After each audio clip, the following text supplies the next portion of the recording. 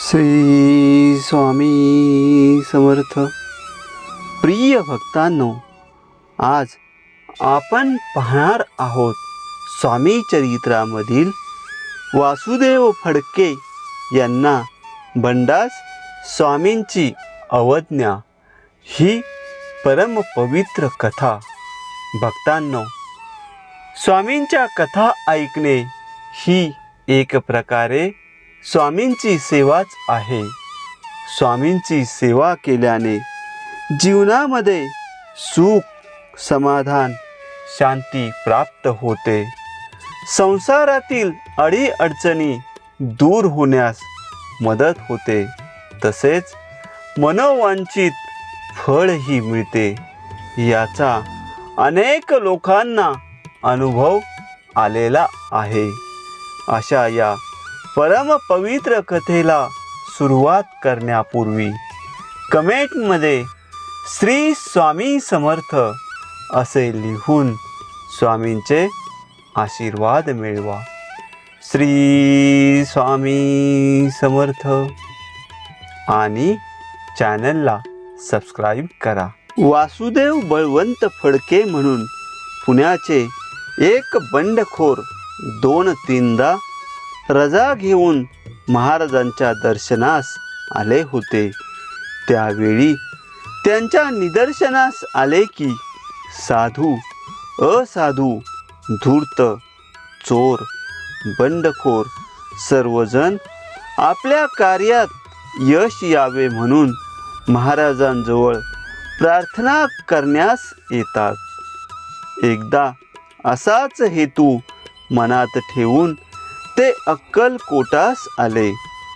सर्व साक्षी समर्थांनी त्याचा हेतू जाणला, पण त्याच्या मनाप्रमाणे करण्यास त्यांना आज्ञा दिली नाही.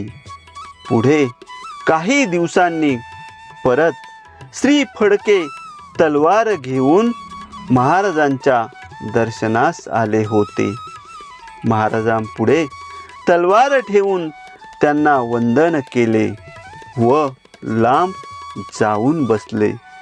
त्यांचा हेतू असा होता की महाराजांनी स्वहस्ते तलवार आणण्यास द्यावी व मग ती वर्दी तलवार घेऊन आपण अजिंक्य व्हावे. परंतु सर्व शक्तिमान श्री समर्थ असे भलतेच करण्यास आज्ञा कोठून देणार.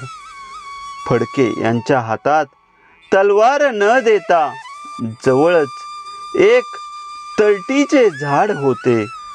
त्यावर ती ठेवण्यास एका सेवेकऱ्यास महाराजांनी सांगितले. फडके बराच वेळ बसून होते. महाराजांनी तलवार आपल्या हातात दिली नाही म्हणून निराश होऊन झाडावरील तलवार काढून पुण्यास निघून गेले. महाराजांच्या आज्ञेविरुद्ध वागले तर त्यास यश कसे येणार. पुढे त्यांना सरकारने पकडून शिक्षा केली. त्रिकालज्ञ स्वामी भलत्याच गोष्टींबद्दल आज्ञा कशी बरे देतील. संत कृतीचा शोध न घेता नंतरचा परिणाम पाहावा. भक्तांनो, अशा प्रकारे स्वामी चरित्रामधील ही परम पवित्र कथा संपन्न झालेली आहे. पुढील पवित्र कथा ऐकण्यासाठी चॅनलला सबस्क्राईब करा आणि स्वामींचे आशीर्वाद मिळविण्यासाठी कमेंटमध्ये श्री स्वामी समर्थ असे लिहा.